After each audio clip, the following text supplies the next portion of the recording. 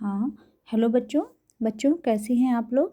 तो बच्चों बहुत लंबे समय के बाद आज हम जो है आपको ये वीडियो बना के दे पा रहे हैं। तो बच्चों ये श्री श्याम नारायण पांडे कृत हल्दी घाटी है, जो कविता आज आप जो है अपने पाठ्यक्रम के अनुरूप पढ़ने जा रहे हैं।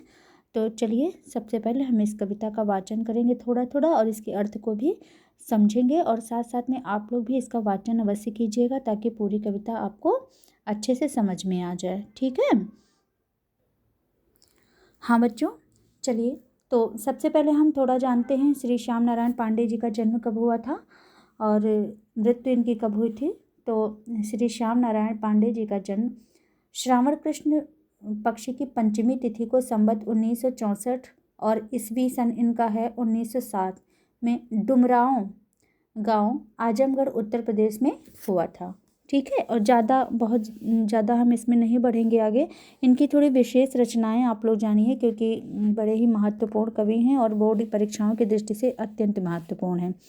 तो हल्दी घाटी है, जौहर है, तुमुल है, रूपांतर है, आरती है, जय हनुमान है, माधव है, रिमझिम, आंसू के कण और गोरावध इत्यादि जो है इनकी महत्वपूर्ण रचनाएं हैं। परशुराम अप्रकाशित काव्य है इनका, और वीर सुभाष रचना अधीन ग्रंथ है। तो इस प्रकार आप लोगों ने जो है इनकी महत्वपूर्ण रचनाएं भी देख ली, और इनकी मृत्यु हुई थी सन 1991 में। ठीक है। तो चलिए अब हम ये कविता पढ़ते हैं, जो कि वीर रस से पूरी ओतप्रोत है और आप लोगों को भी बड़ा आनंद आने वाला है। तो चलिए देखते हैं। मेवाड़ केसरी देख रहा केवल रण का न तमाशा था, वह दौड़ दौड़ करता था रण, वह मान रक्त का प्यासा था। थोड़ी कहानी इसके विषय में आपको समझा देना चाहते हैं। ये मान रक्त का प्यासा था। ये मान कौन है? मान जो है मान सिंह है, और आप लोगों को पता ही होगा कि जो है अकबर, जोधा अकबर, जिन बच्चों ने देखा होगा वो मान सिंह और अकबर इन दोनों के विषय में अच्छे तरीके से जानते होंगे हैं। और जो राणा प्रताप था वो उनके विरुद्ध जो है युद्ध कर रहा था, और वो जानता था कि जो है मान सिंह ही इस युद्ध के पीछे हैं, तो वो उन्हीं के रक्त का प्यासा था। चलिए अब देखते हैं थोड़ी इसकी भूमिका आप लोगों ने देखी। मेवाड़ केसरी देख रहा केवल रण का ना तमाशा था। तो प्रस्तुत पद्य पंक्तियां श्याम नारायण पांडे द्वारा रचित हल्दी घाटी नामक कविता से उद्धृत हैं। ये आपका थोड़ा सा संदर्भ हो गया, बहुत अच्छे से नहीं बताया है। और हल्दी घाटी में जो पूरी कविता है बेटा, उसमें 18 सर्ग हैं टोटल। ठीक, 18 सर्ग हैं। इसमें की कुछ पंक्तियां आप जो है इस शीर्षक के माध्यम से पढ़ रहे हैं। तो इस कविता में हल्दी घाटी के युद्ध का सजीव चित्रण किया गया है। मेवाड़ केसरी देख रहा केवल रण का न तमाशा था, वह दौड़ दौड़ करता था रण, वह मान रक्त का प्यासा था।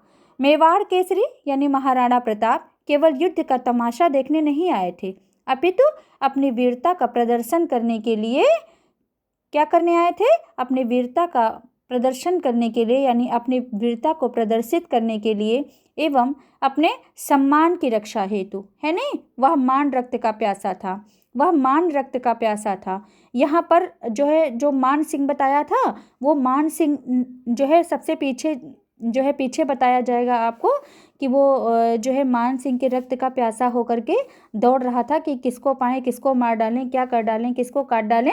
लेकिन यहाँ पर इस मान का अर्थ है सम्मान। तो वह मान रक्त का प्यासा था, अर्थात वो सम्मान की रक्षा हेतु, अपने सम्मान की रक्षा हेतु जो है राणा प्रताप हल्दी घाटी के युद्ध में कूद पड़े थे। ठीक है बेटा, देखिए मेवाड़ केसरी देख रहा केवल रण का न तमाशा था। मेवाड़ केसरी अर्थात महाराणा प्रताप जो है केवल युद्ध का तमाशा देखने वहां नहीं गए थे, अपितु वह दौड़ दौड़ कर युद्ध कर रहे थे। ठीक, अपनी वीरता को प्रदर्शित करते हुए दौड़ दौड़ कर युद्ध कर रहे थे, और वो अपने सम्मान की रक्षा हेतु, अपने सम्मान की रक्षा करने के लिए, अपने मान की रक्षा हेतु रक्त पिपासु हो चले थे। रक्त पिपासु मतलब रक्त के प्यासे, और रक्त के प्यासे किसके थे?